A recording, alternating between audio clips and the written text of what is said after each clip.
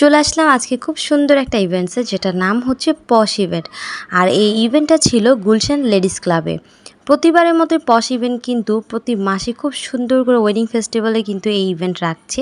And আপুর এই ইভেন্টে প্রত্যেকবারই কিন্তু আমি অবশ্যই আসি, গতবারও এসেছিলাম এবং এবারও চলে এসেছি। আপুর ইভেন্টে যেই স্টলার আপুগুলো আসে, প্রত্যেকটা স্টলারের কালেকশনগুলো মাশাআল্লাহ এত এত এত সুন্দর থাকে।